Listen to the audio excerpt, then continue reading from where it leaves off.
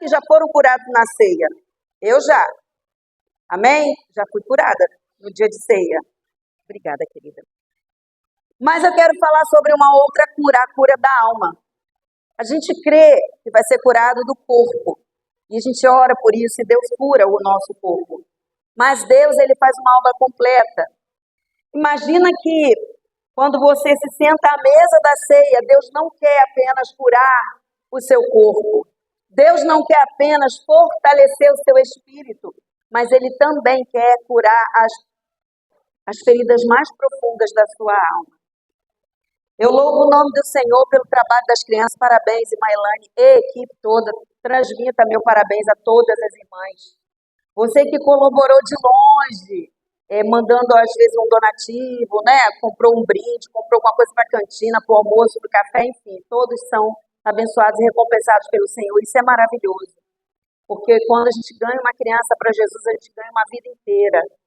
Muitos homens já grandes que entraram para a vida do crime ou da droga, enfim, se perderam na vida. Quando eles estão no momento de aflição, eles se lembram do corinho lá da escola bíblica dominical e voltam para Jesus. Porque se lembrou do ensinamento, do corinho, da musiquinha que aprendeu quando criança. Então, trabalhar com criança é uma bênção. E é muito recompensador, não só na hora, porque as crianças são assim da hora, né? Se gosta, gosta e mostra que gosta. Mas a gente sabe que é um futuro pela frente e essas crianças serão instrumentos na mão do Senhor. Mas também precisamos lembrar que é na infância que Satanás entra. E ele está investindo pesado em tudo. Na música, na TV, no celular, na internet, nos jogos. Hoje as crianças não brincam mais de amarelinha, não brincam mais de cirandinha, de roda. Elas usam músicas da internet, do TikTok, é a dancinha sensual do TikTok. São essas coisas que estão tentando influenciar a moda das crianças, influenciar os brinquedos. Cuidado com isso. Ore ao Senhor quando você for comprar qualquer coisa para criança, para qualquer pessoa, até para você, mas criança. Precisa de uma cobertura espiritual, precisa você estar orando. Essa semana eu recebi uma denúncia muito séria. Essa história do cabelo maluco não nasceu na ideia de alguém muito alegre que queria alegrar as escolas, nasceu no meio dos homossexuais. Eles queriam que as crianças se adaptassem ao estilo do cabelo maluco que muitos deles usam. Achasse que isso é coisa normal, que é legal, que é bonito, e as crianças vão para a escola com os cabelos bem malucos, né? Vocês já viram? Eu já vi. Então, é complicado hoje. Como que você vai dizer para uma criança que hoje você não vai fazer o cabelo maluco? Faz um cabelo, por exemplo, anteontem na escola da Estera para ir com uma mochila maluca. E um deles foi com a Bíblia agarrado nas costas. Eu achei tão legal. Então vamos tentar adaptar isso para levar Deus junto, né? Quem sabe pode fazer uma peruca compridona e dizer assim, bota um nome assim, Sansão, né? Conta a história de Sansão, não sei. A criatividade vai de cada um, mas precisamos investir pesado nas crianças. Eu glorifico o nome do Senhor, porque hoje tem muita coisa boa para as crianças. Tem Bíblia aqui no celular para criança, procura que você vai achar, é gratuita. Tem as historinhas para todas as idades. Tem desde pequenininho que não sabe falar, aí clica no bichinho lá do Jardim do Éden, o bichinho faz o som que o bichinho faz, entendeu? Tem os livrinhos de história, tem Bíblia para todas as idades, desde 1 aninho. Eu dei uma biblinha para a neném que fez 1 aninho e a mãe veio falar comigo, mas ela mordeu a Bíblia toda. Eu falei, amém, está comendo a palavra, irmã, deixa comer. Deixa ela comer a palavra. Daqui um pouco ela vai comer de outro jeito. Mas nós precisamos investir nas crianças, amém? Não só com oração, mas com todos os recursos. Mas eu quero trazer aqui à tona que todos nós, de uma forma ou de outra, lá na nossa infância, nós fomos marcados por traumas, por rejeição, por tantas feridas emocionais. É interessante até que a gente procure olhar para isso com mais cuidado. Assim como a gente cuida do nosso corpo, a gente se olha no espelho, não é? Ver se está tudo bem. Tá chegando, já estamos, aliás, né, aqui ó, no lacinho, já estamos no Outubro Rosa, as mulheres fazem o toque na mama para ver se tem alguma coisa anormal, né? Então a gente cuida do nosso corpo, a gente olha para o nosso corpo. Então precisamos também olhar para a nossa alma, porque esse corpo aqui vai ficar aqui. Por mais bonita que você seja, querida, vai envelhecer e vai virar pó. Todos nós vamos. E nós precisamos cuidar daquilo que vai passar dessa fase. Quando o corpo ficar, permanece a alma e o espírito. E o que nós estamos fazendo com isso? Então, quero tratar disso. Porque muitos cristãos acham que a ceia é apenas um ritual, uma memória, um memorial da morte e da ressurreição de Jesus. E é mesmo. Mas a ceia tem muitos e muitos e muitos significados. Tem muita coisa boa na ceia e ela também é um momento de renovação da aliança. Eu não sei se vocês já perceberam, na história do nosso pai da fé, que é Abraão, ele vai parando e fazendo altares e quando ele volta nos mesmos lugares renovando os altares. E nós precisamos, pelo menos nos dias da ceia, nos dias do encontro aqui de domingo, renovar nossa aliança com o Senhor, amém? A ceia também é um momento de cura interior, é um reencontro com a graça de Deus. Aleluia, glória a Deus por isso. É na mesa da ceia que Jesus restaura os relacionamentos com o Pai. É na mesa da ceia que Ele restaura os relacionamentos entre nós, entre as pessoas, e Ele sara aqueles que têm o coração quebrantado. Feche os seus olhos, nós vamos orar agora.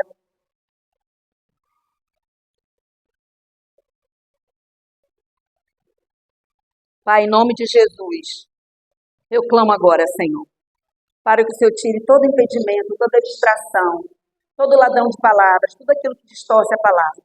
Que o Senhor abra a mente, abra o coração das pessoas que estão ouvindo essa palavra. Abra o coração e a mente daqueles que vão ouvir posteriormente, Senhor, no filme. Eu te peço que o Senhor trabalhe na nossa mente, no nosso interior, que o Senhor revele algo extraordinário hoje, nesse lugar, aqui e agora. Que o Senhor mostre o estado da nossa alma e que o Senhor trate da nossa alma, que o Senhor trate do nosso espírito, que o Senhor trate do nosso corpo, que o Senhor nos cure completamente nessa noite através do mover do Teu Espírito nessa Santa Ceia. Eu oro a Ti em nome de Jesus e segundo a palavra do Senhor, levo cativo agora todo o pensamento à obediência de Cristo Jesus. Em nome de Jesus eu agradeço por isso, Pai. Amém. Se você crê nisso, diga amém. Eu creio, Senhor.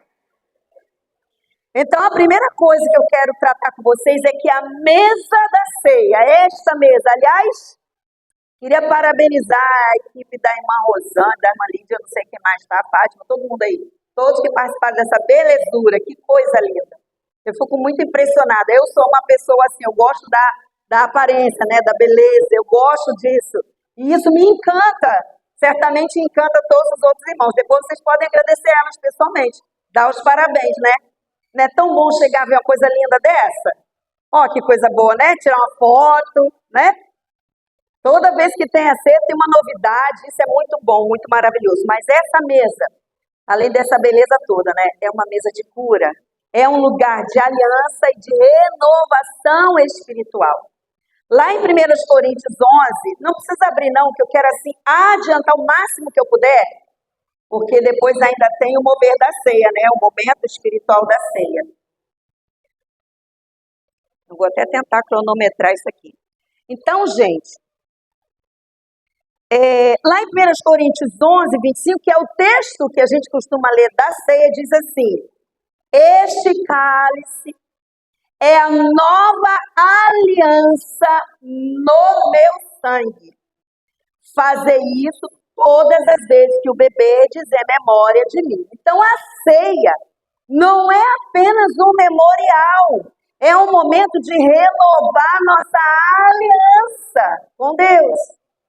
É um momento de você dizer para Deus aquela oração que você fez quando aceitou Jesus. É um momento de você dizer para Deus Aquilo que você disse quando você ajoelhou, botou a cara aqui no chão e disse: Senhor, eis-me aqui, a minha vida é tua, eu me entrego a ti. Ceia é o momento de renovar a sua aliança com Deus. Dizer: Senhor, eu sou teu, eu sou tua, tu és meu, nós temos uma aliança. Eu renovo essa aliança agora com o Senhor. Esse é o momento de renovar nossa comunhão com o Pai. Quando participamos da ceia com fé, com reverência, com entendimento, o culto racional, não é? Declaramos que pertencemos a Cristo Jesus e reafirmamos a nossa dependência dele. Essa renovação espiritual traz alívio, traz paz interior, traz calma dentro do nosso ser, na nossa alma, porque nos lembra de que não estamos sozinhos nas nossas lutas, sejam elas físicas ou emocionais. Um bom exemplo de cura e de renovação emocional é a história de Pedro. Pedro passou para a história como o homem que negou a Jesus, não é isso? E aí, o que Jesus fez? Jesus usou uma estratégia de cura emocional. Eu estou muito feliz porque terminei um curso de terapia cristã. Porque desde quando eu vi na minha vida a primeira vez psicologia, sempre achei que a psicologia estava na Bíblia, e está mesmo. De Gênesis a Apocalipse. A gente vê até estratégias, intervenções emocionais aqui, Deus fazendo com as pessoas. No caso de Pedro, Jesus fez. Quem se lembra como que Pedro, isso é para acordar quem está dormindo, glória a Deus. Quem se lembra que Pedro negou Jesus aonde ele estava? Que horas era? Era madrugada, o sol estava começando a sair de longe, não tinha nascido o sol ainda, mas o céu começando a clarear. Tinha uma fogueira, amém ou não amém? Quem já leu isso na Bíblia, amém? Tinha uma fogueira. Pedro se aproximou do grupo que estava perto da fogueira para se aquecer. E lá alguém observou Pedro. Igual alguém observa a gente, amém?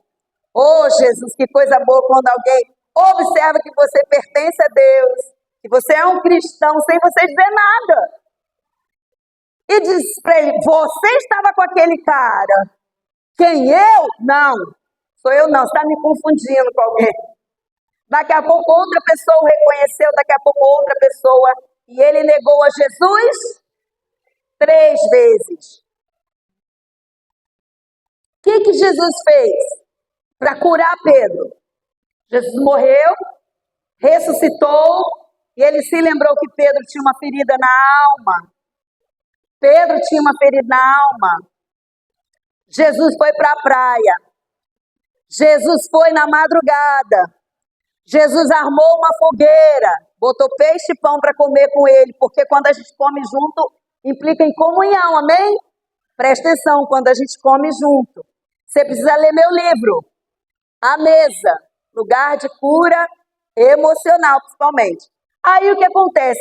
Pedro olhou aquela cena, o tempo com a mesma claridade, ou uma pouca claridade da madrugada, a fogueira acesa e o olhar de Jesus. Eu quero dizer para você que Jesus olha para você. Ele olha dentro dos seus olhos. E ele sabe o que você fez errado. Essa é a coisa boa, né? É a parte boa. Mas ele olha para você com olhar de amor. Jesus não olha para apontar o seu erro. Ele quer apenas curar você dele, desse erro, desse problema, dessa ferida, do que está te ferindo por dentro, do que está te magoando. E Pedro chega perto de Jesus. Eu penso, porque algumas coisas a Bíblia não escreve todos os detalhes, porque é muita coisa. Daria para encher o mundo de livros se fosse escrever tudo da vida de Jesus. A Bíblia mesmo fala sobre isso, não caberia todos os livros. Mas Pedro era um homem sanguíneo. Sanguíneo é assim a flor da pele, né? Sente tudo muito forte, tanto a tristeza quanto a alegria. Eu penso que Pedro já chegou perto de Jesus chorando. Você pensa comigo isso? Pedro já chorando, envergonhado, porque ele tinha a consciência do que ele fez. E Jesus chegou perto dele, botou a mão nele. E Jesus perguntou para ele, você me ama, Pedro? Jesus só precisava saber uma vez, amém ou não amém? Talvez ele nem precisava perguntar, né? Porque Jesus já conhece a gente por dentro, amém? Será que Jesus precisava perguntar para Pedro isso? Você me ama, Pedro? Jesus não precisava disso. Era Pedro que estava precisando. E ele perguntou quantas vezes mesmo? 3 vezes. Cada vez que Pedro dizia, sim, Senhor, eu te amo, Pedro estava sendo curado daquela vez que ele negou Jesus, daquela outra vez que ele negou Jesus e daquela outra vez que ele negou Jesus. Então Jesus abraçou Pedro, Jesus acolheu Pedro, Jesus disse, se você me ama como você está dizendo, assume o ministério que eu te dei. Eu acho tão interessante que Jesus não nos chama para nos apontar o dedo. Ele nos chama para nos reconciliar com Ele e nos dar um serviço. Se você está ferido de alma, Jesus quer te curar, mas eu quero dizer uma coisa para você. Quando Jesus cura, Ele espera um serviço. Jesus curou a sogra de Pedro, ela se levantou e foi servi-lo. Olha que lindo. E é assim que Ele faz com a gente. E cada vez que a gente trabalha, que a gente serve ao Senhor, a gente também é curado de novo, e curado de novo, e curado de novo, e sempre somos curados pelo Senhor. Então veja bem, quando Jesus preparou aquela refeição à beira-mar, ele estava de olho em Pedro. Foi naquela mesa de comida, de comunhão, que Pedro foi curado da culpa por ter negado Jesus e foi reafirmado no seu ministério, no seu chamado, no seu propósito, que era ser um pastor de almas. Você tem participado da ceia com essa consciência de que está renovando sua aliança com Deus? Você tem noção do que você está fazendo ao participar da mesa da ceia? Deus tem tanto pra gente e às vezes a gente fica só com a migalhinha. Assim, igual o cachorrinho come na beira da mesa, né? Só uma migalhinha. Só um pedacinho de pão, umas gotinhas de vinho e a gente vai embora como quem bateu o ponto. Deus tem algo extraordinário para nós nessa noite de ceia. Todas as noites de ceia, Deus tem uma mesa espiritual, um banquete espiritual, uma cura emocional, uma cura física para nós. E nós devemos vir preparados para receber dessa mesa. Devemos vir como criança. Você já viu criança quando vê um banquete? Você tem que segurar elas, senão elas avançam e tudo. Meu Deus! Aí Deus fala assim, depois que cresce, fica tão mal acostumado que não avança mais em nada. Deus prepara um banquete na mesa da ceia e a gente fica só com a migalhinha, educadamente. Pega o pãozinho, comeu, pega o vinhozinho, bebeu, tchau. Nós precisamos querer mais. Nós precisamos mergulhar na atmosfera da ceia. Nós precisamos, porque hoje, nessa ceia, Deus vai curar você por dentro, como Ele fez com Pedro. Ele está perguntando, Roseli, você me ama? Ele está perguntando, Sônia, você me ama? Lídia, você me ama? Daniel, você me ama? Valquíria, você me ama? Faz o teu chamado, porque hoje eu vou te curar. Apacenta as minhas ovelhas, apacenta as minhas ovelhinhas. O Senhor sabe que você o ama, mas Ele quer que você cumpra o teu chamado e Ele te cura para isso. Aleluia! Então cumpra o teu propósito. Hoje é dia de ceia. Hoje é dia de renovar a sua aliança com Cristo e é dia de receber o renovo espiritual e a restauração emocional que Cristo tem para nós. Aleluia! Nessa ceia, nessa mesa. Segundo lugar, mesa é lugar de confronto. E às vezes dói. Confronto e restauração emocional. Lá em 1 Coríntios ainda, o texto da ceia, capítulo 11, versículo 28, diz assim, olha, presta atenção. Examine-se, pois, o homem a si mesmo. Olha a psicologia aqui. Olha a terapia aqui. Examine-se a si mesmo e assim coma e beba do cálice. Então, antes de participar, somos convidados a um autoexame.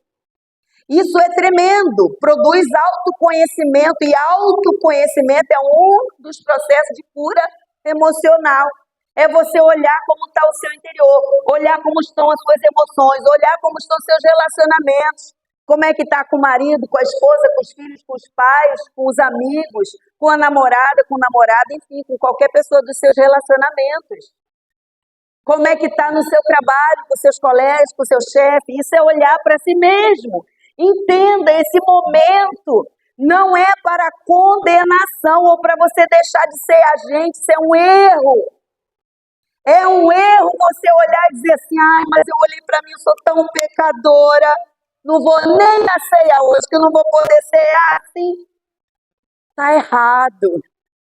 O mesmo texto, na mesma frase, diz, examine-se e assim coma. Examine-se e assim beba. Então, olha para dentro de você, vê o que está errado e conserta. E come e bebe, em nome de Jesus. Eu conheço pessoas, eu briguei com meu esposo, não vou tomar a ceia. Eu gritei com a minha filha, não vou tomar a ceia. Está errado. Essa ideia é diabólica, é para você deixar de vir. Jesus nunca desejou isso, Ele quer que você venha. Venha com briga, sem briga, com confusão, com mágoa, sem mágoa. Venha doente, venha, mas venha. Porque aquele que come e bebe do meu corpo, do meu sangue, tem vida. É por causa disso que tem muitos no meio da igreja que dormem. Estão doentes e dormem. Isso é morte espiritual, gente. Porque não participa. Briguei com o marido, não vou. Não, marido, você me perdoe em nome de Jesus que eu vou tomar ceia. Filha, eu gritei com você, me perdoe em nome de Jesus que eu estou indo tomar ceia. Só vou pedir perdão quando estiver sentindo que nada, seja obediente. O perdão é uma ordem. Perdoe, libere perdão. Libere perdão. Peça perdão. É ordem, você só obedece. Depois que você obedece, você sente. Porque no momento que você diz isso, fulano, me perdoe, em nome de Jesus, eu estou indo tomar ceia, eu estou sentindo aqui no meu coração que eu não estou legal. Eu quero renovar minha aliança com você, tá tudo bem com a gente, tá tudo bem, tchau. Aí você que não estava sentindo, vem para você e começa a sentir, meu Deus, como foi bom falar com fulano, como foi bom receber o perdão, como foi bom liberar o perdão. Isso é curativo. Então, o momento desse confronto não é para você parar, para você deixar de participar da ceia, porque percebeu o seu pecado. Ao contrário, o texto diz, examine-se e assim coma e beba do cálice. Então, o tempo da ceia, o momento de ceiar, é para autoexame. É um confronto de você com você mesmo. É para você olhar para dentro do seu coração e ver se está bem, se está mal. E a gente faz isso uma vez no mês, deveria ser todo dia. Complicado fazer isso na igreja, mas lá na sua casa, quando você reunir com a sua família para comer e beber, faz uma oração, fala, Senhor, eu estou me lembrando agora que o Senhor morreu por mim, e o Senhor ressuscitou, eu te agradeço por isso. E aí come, ceia com a sua família. A gente fala ceia de Natal, mas a gente ceia em casa todo dia, né? Todo dia tem ceia em casa. Então a gente tem que se lembrar disso. E fazer esse confronto, esse autoconhecimento, e também para receber o perdão de Deus. Para ter reconciliação, purificação, restauração emocional. Gente, que tem de gente doente hoje emocionalmente. Por causa disso, há problemas na igreja. Por causa disso, você passou, deu um tchauzinho assim, porque já tinha começado o culto e você não queria parar para beijar, abraçar ninguém, e a pessoa nunca mais vem na igreja. Aí depois você fala assim, cadê fulana?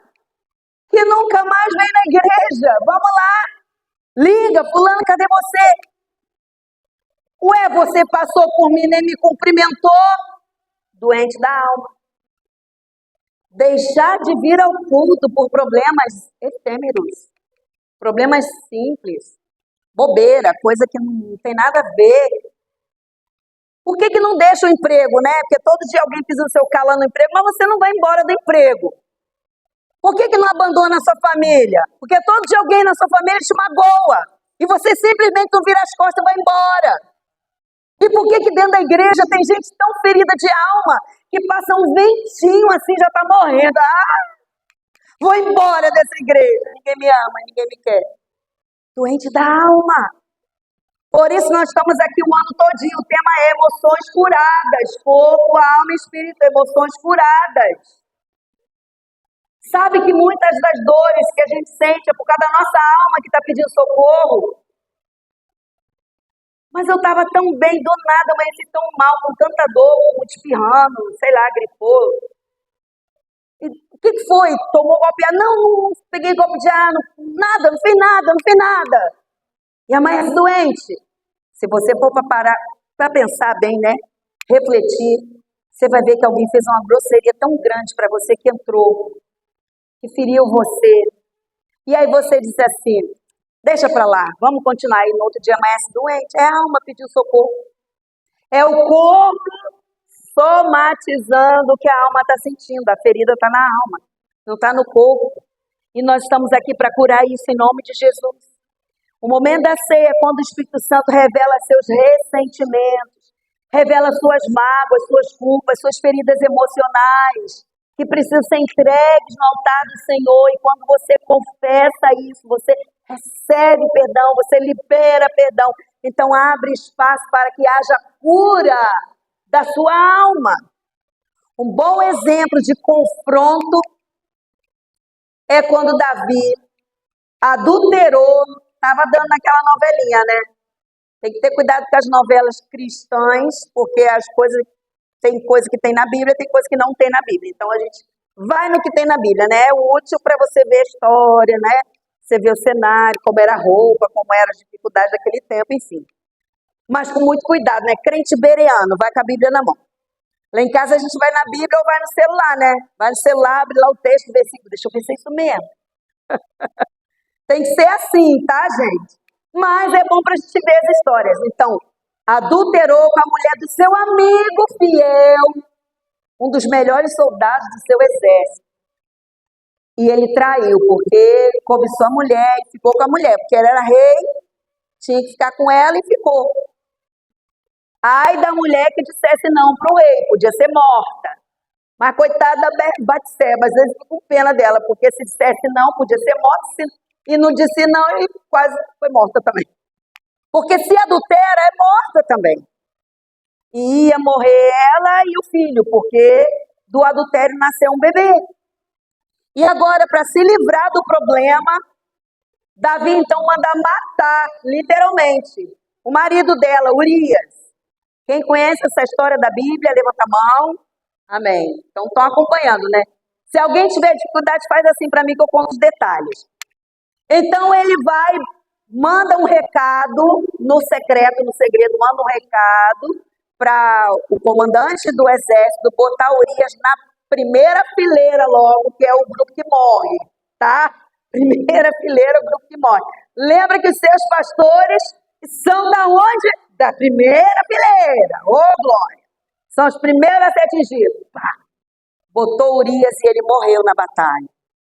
Então ele pega aquela mulher já grávida dele, traz para casa, né, para o palácio, casou, entre aspas, né?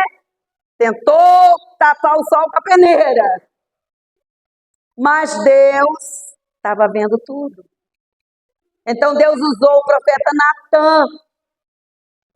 E Natã botou o dedo na cara do rei. Oh, meu Deus, eu quero ser um profeta igual a Natã. Eu não teve medo de morrer, não, porque o rei podia mandar matar, né?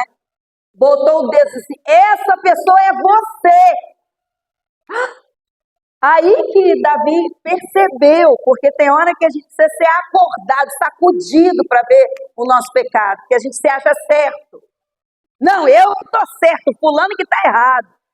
Mas quando Deus fala, a gente vê o nosso erro, né? Glória a Deus que Deus fala. Deus confrontou Davi. Davi podia virar as costas, fazer pirraça, dizer para os colegas lá, o pessoal que servia ele, nunca mais desse camarada Natan entrar aqui, porque ele me afrontou aqui, me confrontou, não quero mais saber dele. Ele podia mandar matar, porque ele era rei, podia mandar matar aquele profeta. Aliás, Jeremias foi levado para um fosso, jogado lá com pão e água, e olhe lá, para morrer lá dentro da cisterna. Outro levou um tabefe no meio da cara. Tem os profetas que sofrem umas coisas assim bem estranhas, e outros até morrem. O Daniel foi posto na cova dos leões, não morreu porque Deus não deixou morrer, mas era para morrer. Os 3 amigos dele jogados na fornalha ardente para morrer. Não morreu porque Deus não deixou. Mas o profeta sofre de vez em quando esses perigos de morte assim. Daí, o que Davi fez? Podia ter feito tudo isso. Botar na fornalha, mandar para a cova dos leões, mandar, enfim, exilar, some desse homem daqui, manda ele para a China. Some com ele da minha frente. Não. Davi era um homem cheio de pecado, cheio de culpa, cheio de rejeição, cheio de problemas da alma, mas Davi era um homem segundo o coração de Deus. Sabe o que isso significa? Não é que tinha um coração perfeito, era que tinha um coração que agradava a Deus. E o coração dele confrontado fez o quê? Foi para o seu quarto e chorou. Chorou amargamente, passou a noite inteira chorando. A Bíblia diz que ele encharcou os lençóis. Quando a gente chora demais, a gente mal consegue encharcar a fronha. Eu já passei por isso. Você já passou? De chorar uma noite inteira? Quem comigo? Chorar uma noite inteira e encharca uma fronha? Não encharca, não. Ele encharcou os lençóis. Pensa no tanto que esse homem chorou. Mas ele foi restaurado pelo Senhor. Aleluia. Então, queridos, ele não saiu para se remoer da sua culpa, da sua vergonha. Não, ele chorou e se arrependeu. Ele reconheceu o seu pecado diante do Senhor, se arrependeu com toda a sua alma, com todo o seu espírito. Se você quer saber mais sobre esse arrependimento, foi aqui que nasceu o Salmo 51. De arrependimento, crie em mim, ó Deus, o coração puro. Porque eu nasci no pecado, eu estou no pecado, eu não consigo me livrar do pecado. Mas eu creio que o Senhor pode me dar um coração puro, um espírito reto. Davi buscou solução e recebeu uma limpeza, uma lavada emocional, uma restauração emocional. Quando participamos da ceia, também precisamos fazê-lo com um arrependimento genuíno, com choro, para experimentar mesmo a purificação que o Espírito Santo trouxe naquele dia para Davi. É isso que Deus quer. Deus nos confronta com o nosso pecado, não é para nos apontar o dedo, é para nos reconciliar com Ele. É quando um pai diz, meu filho, você errou, mas vem aqui, vamos acertar, vamos colocar as coisas em ordem, vamos agora restaurar esse coração ferido.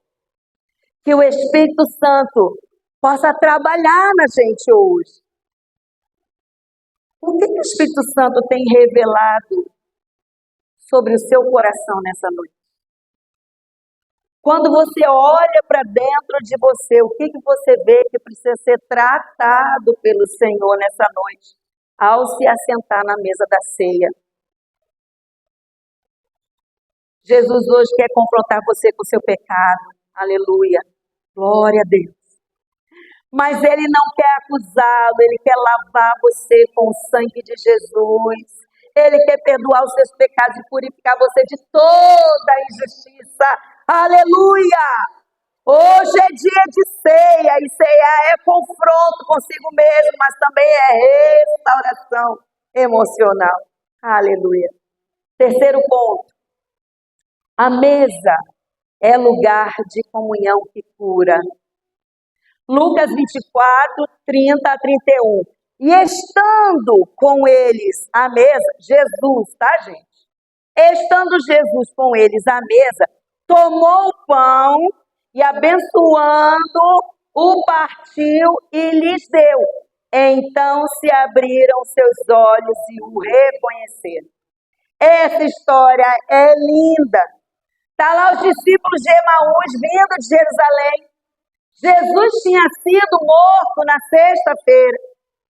E eles vinham sem saber da ressurreição de Jesus. E vinham conversando. Gente, nesse tempo as pessoas andavam juntas, porque a maioria das vezes era por caminhos muito desertos. Ninguém ia sozinho, sempre ia acompanhado. Às vezes estava numa caravana, né? O pessoal que tinha ido para a Páscoa agora estava retornando para os seus lares. E Jesus chegou perto deles dois. E eles vinham falando sobre os acontecimentos. Jornal Nacional, né?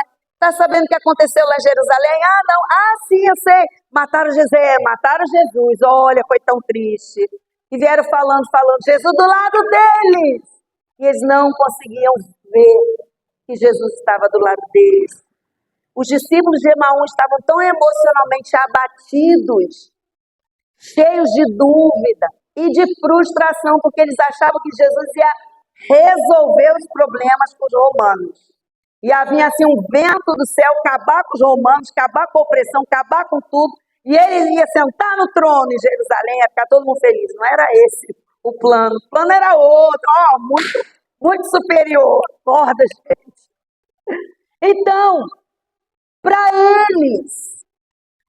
esses discípulos, no caminho de Emaús, que é uma cidade, para eles, Jesus ainda estava morto.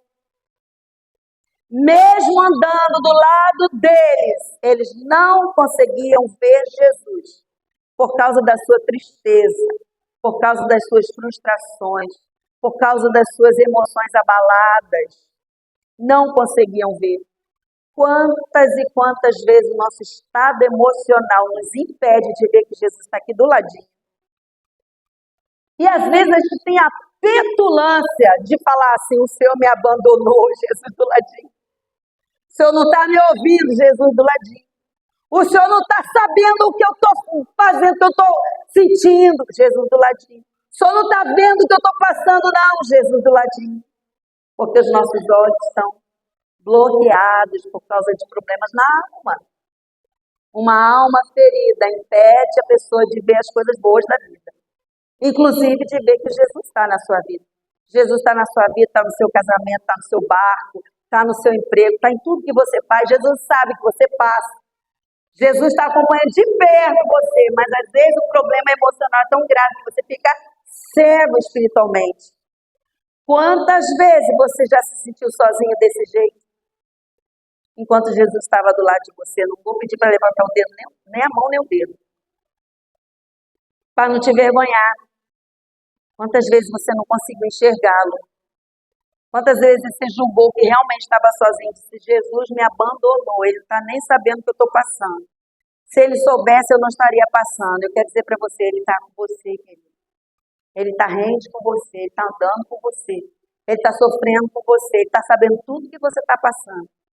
Aí você pensa, então para que eu vou orar? Jesus já sabe tudo. Outro tratamento emocional, porque quando você fala, você resolve suas questões emocionais. Por isso que a gente ora. Ora e conta tudo para Jesus. Conta tudo para Jesus. Dá licença da palavra, mas é assim que a gente usa na vida, né? Vomita tudo em cima dele. Está te fazendo mal. Às vezes a dor no estômago não é física, é emocional, de tanto engolir. Engolir sapo, perereca, cobra, lagarto, desaforo, né? Vai engolindo, daqui a pouco o estômago está pedindo socorro. Põe isso para fora, chama Jesus para conversar. Eu quero dizer que hoje é dia dos seus olhos serem abertos em nome de Jesus. Hoje é dia de você perceber que Jesus está no caminho com você, igual aqueles discípulos no caminho de Emaús. No momento que Jesus partiu o pão, seus olhos foram abertos, seus corações se inflamaram. Ele está vivo, aleluia. Quando olharam, cadê Jesus? Já não estava mais lá. Mas Jesus estava, como ele está conosco aqui, apesar de a gente não ver, amém? Ele está em espírito, em verdade, nesse lugar. E assim, na comunhão da ceia, Jesus se revela de forma pessoal, curando os sentimentos de desânimo, de rejeição, de desesperança. Ele transforma corações desanimados em corações ardentes, cheios de fé, aleluia. Hoje vai acontecer o mesmo nessa ceia, você crê? Diga, eu creio. Jesus está neste lugar e Ele vai fazer o seu coração arder, os seus olhos se abrirem neste lugar para perceber as maravilhas da sua vida, da sua lei. Eu vou contar uma história verídica para vocês. Uma senhora no interior do Brasil, lá no sul, ela tinha perdido o seu marido de uma forma muito trágica. Um acidente grave, uma coisa assim que ninguém esperava. E ela perdeu o marido, perdeu os filhos, e ela estava num luto que não conseguia sair daquele luto. Uma mágoa profunda, uma culpa profunda, uma tristeza profunda, e faz daqui, faz dali, busca ajuda, e ela naquele luto, mas veio o dia da ceia, aquela mulher por obediência, como ela aprendeu, como vocês aprenderam hoje aqui, eu vou assim mesmo para a ceia, eu vou para a ceia assim mesmo. Então, já tinha se passado muito tempo, vários meses, e aquela dor emocional era enorme, não passava. Um luto que não passa é perigosíssimo, peça ajuda. Cada um tem um período de luto, mas tem que passar uma hora, não pode ficar a vida toda. Ainda assim ela foi. E naquele domingo durante a ceia, quando ela recebeu o pão e o cálice, ela sentiu como se Jesus estivesse pessoalmente diante dela. E ela ouviu Jesus dizer para ela assim: eu conheço a sua dor, eu estou aqui com você. Naquele momento, ela começou a chorar intensamente. Ela começou a urrar, um choro mais profundo da sua vida. Algumas semanas se passaram e ela foi tomada por uma paz que há muito tempo ela não sentia. Então, o Espírito Santo ali na hora da ceia começou um processo profundo de cura emocional, tirando todo o peso do luto e renovando sua esperança. A ceia não apagou a lembrança da perda, mas curou uma ferida aberta no coração dela, renovou suas forças emocionais e espirituais. É isso o que a ceia faz por nós. É isso que a ceia faz com a gente, um encontro íntimo com o médico dos médicos, com o médico da alma, o doutor Jesus Cristo, que não apenas perdoa os nossos pecados, mas cura as feridas mais profundas quando participamos da sua mesa, a mesa da ceia. Oh, aleluia! Quero convidar você a ficar de pé. Glória a Deus. Participar da ceia, querido, não é apenas um ritual. Não é apenas um ritual. Um memorial para tratar da morte e da ressurreição de Jesus. Cear é renovar a aliança. Feche seus olhos. Cear é ser confrontado com seus erros, com seus pecados, com os problemas emocionais que você tem, com feridas guardadas, com ressentimentos e mágoas.